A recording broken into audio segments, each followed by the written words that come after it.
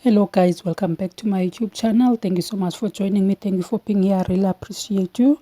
Do not forget to subscribe if you haven't subscribed yet. There is a new show that is loading on 161 Mzansi Magic. Yo bayasithanda kuMzansi Magic. Abafuni nje at all bamasibhoreke. Our very own March and March giants are bringing us amabhinqa, and le show izoqala nge-31st of July 2026. Umageza once a wife uyaphela on the 24th of July is gonna be the last episode. The following week siya nge-31st le show izawube ingena. Ndithi mani reality after reality. Hayi kusezoba mnandi. I am super excited ke ngale show cause mna bendihlale ndimane ndizibuza uba kahle kahle amabhinqa yintoni, apha kwezi society sihlala kuzo umsebenzi wawo yintoni kahle kahle, and ndizibuza uba le nto yamabhinqa yinto yamaZulu or maybe nezinye iculture nazo ziyayenza le nto yamabhinqa. So zonke ke ezi questions ndinazo zizotsho ziphenduleke, izawuphenduleka kule show. Also I had no idea uba also women can be amabhinqa, because on social media ndihlale ndibona nje izi-guys zinxibe ikhavela, zinxibe i-brentwood and then zithathe laa tawuli ziyibeke egxeni. Azange umntu ongumama khekhe ndimbone.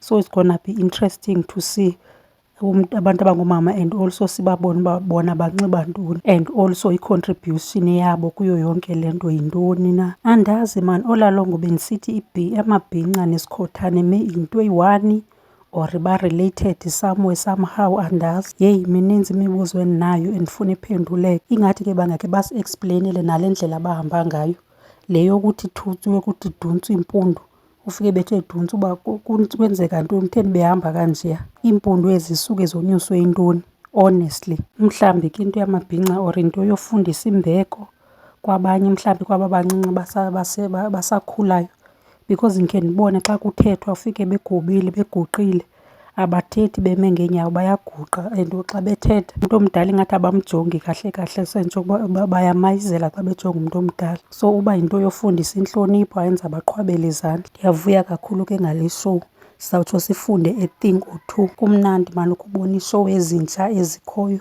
like kukhe kuziswe iishow ezintsha, kungahlali kuziswa into enye okokoko. Khe sibone ezinye izinto, sikhe sifunde ezinye izinto. Also kuziswe obunye ubuso, because ungizwe nophakela umthakathi ayingobantu be-TV. So kuzawuba interesting ukhe sibabone ke eTV-ni yethu, and then sibabone ngelinye ihlobo besenza something else. Bayaqala nje uba kwi-reality show, so sakhe sibone kwi-reality show uba baqhuba kanjani. Andazi ke, masincokoleni benana kwi-comments down below utsho uba wena uyayazi uba ibhinqa uba senje umsebenzi wawo wenzani, bahlobene ngantoni nesikhothane, yinto eyi-one or bahlobene somewhere somehow. Mna ndi-lost nje when it comes to amabhinqa, andazi. Ndiyababona nje bebahle and benxibe iinto eziduru, uba benza ntoni other than that asoze ndikuxelele.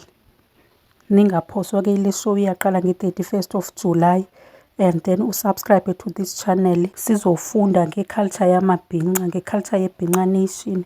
Umhlambi nawe awuyazi, uyazifanela nje nam, so subscribe sizokwazi uba sifundeni sonke. Ndizozenza ii-reviews every time udropha i-episode. Oh ingathi bangakhe bazise uBravo B ke kula mabhinqa. uBravo uyayithanda into enebhinqa phakathi, kwi-Big Brother oko wayethetha ngamabhinqa. So ingathi angakhaziswe naye khe simbone elapha kule show. Yona it looks interesting, ndithanda noba kukho ii-ladies.